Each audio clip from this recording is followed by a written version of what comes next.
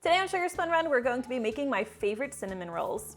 Hey Sugar Spun Bakers, today I'm excited to be sharing my current favorite cinnamon roll recipe. This one yields soft, fluffy, slightly gooey cinnamon rolls, and as a bonus, these can be made a day in advance, making them perfect for holiday breakfasts or brunches. Let's get started by proofing our yeast. You're going to need active dry yeast for today's recipe, and the liquid that we're going to be using to proof it, or to activate it, is going to be a combination of whole milk and water. I have 1 cup of whole milk right here. I'm going to add 1/3 cup of water. And now I'm going to heat this liquid in the microwave until it reaches a temperature of about 110 degrees Fahrenheit. In the written recipe, I list a range. You want to make sure your liquid's between 105 and 115 degrees Fahrenheit. So we're just going to pop this in the microwave and heat it in about 10 to 15 second intervals. You also want to make sure you stir this before you take the temperature, as the microwave is notorious for heating things unevenly and you can end up with pockets of super hot liquid or super cold liquid, so we want everything to be nice and even. All right, we are at 107 degrees, so I'm going to go ahead and add this into my large mixing bowl. And I'm going to immediately add my yeast. We're using active dry yeast today. You'll need 2 1/4 teaspoons. And to help speed along the proofing process, we're gonna add a pinch of sugar. I'm just gonna add, I'd say about a teaspoon. Now I'm going to just stir this a little bit. We're going to let this sit for about 5 to 10 minutes until the yeast becomes nice and foamy. So I let this mixture sit for about 10 minutes now. As you can see, it's foamed a little bit. The yeast is clearly activated. If yours doesn't look like this after 10, I'd say give it 15 minutes max. You're going to have to toss it out and start over. Mine looks good though, so we can proceed. The next ingredient you're going to need is 1/3 cup of unsalted butter, and you want this to be melted. We're also going to be adding 1 large egg and 1 large egg yolk. Add in our egg, and the extra yolk that we're adding is going to just enrich these rolls and make them nice and tender. Really adds to that slightly gooey softness factor that we all love about cinnamon rolls. This is a sweet dough, so we'll be adding 1/3 cup of granulated sugar, 2 teaspoons of salt, this is just table salt, and I have 5 cups of all-purpose flour measured out right here. We're going to add about 2 cups of this right now. I usually do just eyeball it. If you want to measure it, that's fine. The idea is a little bit less than half. We'll stir everything together until it's nicely combined. Now I want to note that you could absolutely make this recipe in a stand mixer. You would use a dough hook. No problem there, saves you a little bit of arm workout, but I wanted to do this by hand because I usually do make my yeast doughs by hand, and I feel like you can see the consistency a lot better in this bowl than you could in my stand mixer. Oh, my salt didn't go in. Okay, so once I have all of this combined, I'm going to start gradually adding additional flour. In this recipe, I list a range. I say you need 4 to 5 cups or possibly even more flour. I know that's a little bit vague, and I don't like to be vague in my recipes, but whenever you're making a yeast bread, you really need to go by consistency instead of just by one set amount. So in this instance, what we are looking for is a dough that begins to cling to itself and form a ball, and while I'm stirring it, it should be pulling away from the sides of the bowl. There's so many different factors that come into play here. How much flour you need can vary based on your location, based on your humidity. So it's just not as easy as saying, oh, you just need 4 cups of flour. See, and today I wouldn't be surprised if I need even more than the 5 that I have here. You don't want to add too much at once, because once you add that flour, you can't go back. It's always easier to add it than to try to take it away. So here the dough is starting to cling to itself. It's still too sticky though. It's not ready for me to start kneading it yet, so we're gonna add even more flour. And this dough is a very basic sweet dough that I've used in and modified in several of my recipes. I love it. It just makes pillowy, soft, perfect rolls or sticky buns, because I've also used it there in my sticky buns. All right, here my dough is clinging together. It's pulling away from the sides of the bowl. You can see it's still kind of dry and shaggy. I can keep mixing it by hand, but what I want to do at this point is transfer it over to a clean working space where I'm going to start kneading it. And as I knead it, I can already tell I'm probably going to need to add more flour. That's fine. All right, now I'm just going to lightly flour my surface before I turn out this dough.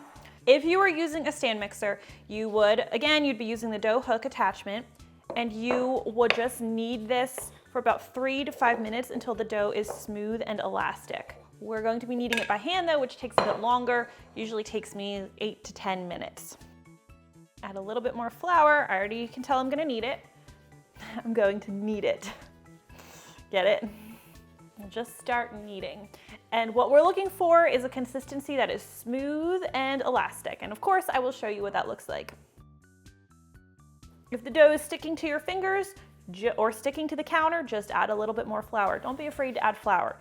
You do not want to make the dough tough, which is possible, but if it's sticking, you can add more flour. You can see I'm not shy about adding more as I need it. I love that this recipe lends itself so nicely to being made in advance because this is a slightly more labor-intensive recipe than, pancakes or something else you might serve on Christmas morning. So I love that I can get all of the work out of the way the day before. All right, so this is looking pretty good. Nice and smooth, not super dry. I love the texture of this, so I'm ready to let it rise. I'm going to transfer this to a clean, large, lightly oiled bowl. I'm just gonna grease it with a little bit of olive oil. And I'm just gonna drop this in the bowl. I'm going to turn it to lightly coat all sides with oil. Cover it with plastic wrap. And I'm going to place this in a warm spot and let it rise until it has about doubled in size. I actually have a proofing option on my oven, which is great, so it usually only takes me about an hour. If you don't have that option, it may take closer to 2 hours. All right, so while our dough is rising, we can go ahead and start prepping the things that we're going to need for our filling. First thing I like to do is I like to grab 4 tablespoons of unsalted butter and let it start getting to room temperature. We're going to need this nice and soft for our cinnamon rolls. Now for our cinnamon sugar filling, we're going to start with 1/2 cup of firmly packed light brown sugar. Add a tablespoon of ground cinnamon, an 1/8 teaspoon of salt, and for a nice little festive flair, I also like to add a pinch of allspice. It's totally optional. This is 1/8 teaspoon. And I'll just stir everything together. Now, my butter, I noticed, isn't quite as soft as I want it to be. It needs to be super, super soft, almost melty, so that we can easily spread it over our cinnamon roll dough. So I'm just going to pop this in the microwave for a couple of seconds until it's really soft. So this is a lot better. Super soft. Perfect. So we'll set this aside. Now let's prepare our pan. We're going to be baking these cinnamon rolls in a 13x9 baking dish. And I'm just going to grease it with a little bit of butter. I want to make sure I grease the bottoms and the sides. I said a little bit of butter, but I'm actually pretty generous with it, as you might be able to see. All right, now let's grab our dough, which should be nicely risen. And indeed it is. It has doubled in size. So let me remove that plastic wrap. I'm going to punch this down to deflate it. It's always such a fun thing. And I'm going to lightly flour a clean surface and turn this dough out onto my said clean surface. Now a little bit of flour on top is just going to help make it easier for us to roll this out. And you can either pat this out with your hands or use a rolling pin to roll it out to a 10 by 20 inch rectangle. I want to make sure this is not going to stick to the counter, so I want to make sure I have a nice dusting of flour down.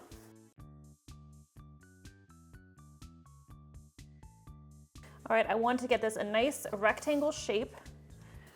That way I can cut myself some nice even rolls, which I'm actually pretty bad at doing. Shape up the ends a little bit. Let's be a little bit bigger. All right, now let's grab our nicely softened butter. We're going to spread this evenly over the cinnamon roll dough, and we want to leave a 1/2 inch perimeter around the edges. We're not going to go all the way to the end, but we're going to go close. We're going to use all of that butter, so we want a nice buttery rich filling. Now let's sprinkle that cinnamon sugar mixture evenly over our butter. Butter, cinnamon, sugar, it smells so good in here. Just wait till it goes in the oven. Once I've added all the cinnamon sugar, I'll use my hands to just kind of help distribute it and gently pack it down onto the dough. Look at that, I missed a whole spot right there. All right, let's roll this baby up. We are going to start with a long end and we are going to tightly roll it. I just kind of go back and forth because it is a long strip of dough we're working with, a long rectangle. I'm just going back and forth, rolling this up. So the log usually gets a little bit longer once we roll it up. To tidy things up a little bit, I am going to trim the ends. You don't have to do this if you hate waste, but just is gonna make them a little bit tidier. And then I'm going to cut this into about 1.5 inch slices. Now some people like to use unflavored dental floss in order to cut these. That is always just a little bit too much work for me. I just use a sharp knife and I gently saw through the dough. I measured my cuts before I cut into them because I'm notoriously bad at cutting my cinnamon rolls unevenly, and I want them to look nice for you guys on camera. When I make them for myself in my own kitchen, I'm like, they'll all get eaten, it's fine. But for you guys, I want them to look pretty. They do get slightly misshapen when you're cutting them this way, which is one of the reasons a lot of people recommend using floss, where you would just sort of wrap it around the roll and pull it to cut them. But if they get a little bit misshapen, all you need to do is gently round them with your hand. And look, I still ended up with one cinnamon roll that's a little bit smaller than the others. That's fine. I'll put this near the center of my baking pan. That way it cooks a little bit more slowly and doesn't get burned. Now I'm just gonna arrange these in my baking pan. I'll do 4 rows of 3. We're going to space them a little bit because they are going to rise before we put them in the oven.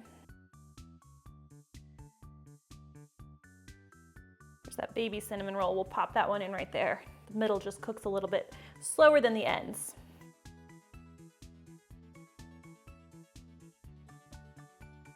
All right, we're gonna cover this with plastic wrap. And here is where you get to make a choice. You can let these rise in a warm space until they're nicely puffed, increased in size at least 50%. Usually takes me about an hour in my proofing oven, 30 minutes to an hour. Or you can take these right now and put them in your refrigerator where they can sit until you are ready to bake them tomorrow morning. So I'm going to bake these after an hour, but if you were baking them tomorrow, then you would pull them out of the refrigerator about an hour before you're ready to bake them. Let your oven preheat during that time. Keep them covered, keep them in a warm place, let them puff up nicely until they've increased in size, and then you would bake them according to the recipe instructions on 350 degrees for 30 minutes. So after 45 minutes, you can see these have puffed up nicely and filled the gaps. So I'm going to uncover them, and then we'll take them over to our 350 degree Fahrenheit preheated oven, where they're going to bake for about 30 minutes or until they're beginning to turn a nice light golden brown. While the rolls are cooking, I like to prepare my frosting, and of course I do a cream cheese frosting because that's my favorite. I don't know if you guys can hear my cat. Sorry, she lives here, it makes a lot of noise. We're going to start with 2 ounces of softened cream cheese, add 2 tablespoons of softened unsalted butter. Now we're just gonna cream together the butter and cream cheese until it's smooth and creamy.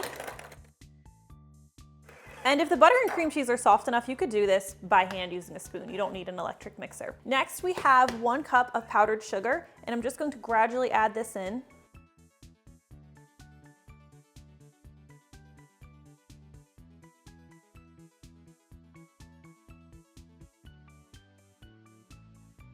All right, once everything's nicely combined here, we're going to add a half teaspoon of vanilla extract, a half teaspoon. And then finally, to make the frosting a little bit more thin and a little bit more like an icing or a glaze, we're going to add a tablespoon of heavy cream. If you don't have heavy cream on hand, you can just skip it for a thicker frosting, or you can use a splash of milk instead. All right, this is ready to go. When our cinnamon rolls are finished baking, we will add this to them while they're still warm. Not right when they get out of the oven, we'll let them cool for about 10 minutes, then we'll add our frosting. All right, these are a nice light golden brown color. Also, if I touch them gently, they shouldn't cave in. If they do, that's a good sign that your dough's not fully cooked, it's still a little raw in there. These look perfect, so I'm going to let them cool for about 10 minutes, then I'm going to cover them with some frosting. All right, it's been about 10-15 minutes, so I'm going to go ahead and add the icing. I like to be pretty generous with my frosting. And if they're still a little bit warm when you add it, it'll sort of melt a little bit on the cinnamon roll. You don't want them super hot or it'll kind of become watery, but if they're warm, it becomes like a nice cream cheese glaze. All right, and that one is gonna be mine, so let's just add a little extra there. This one's mine.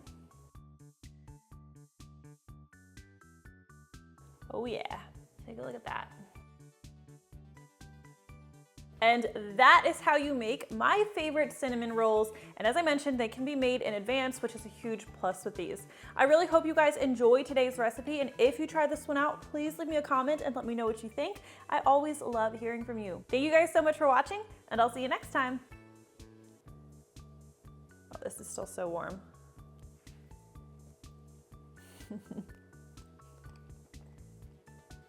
Like melts in your mouth.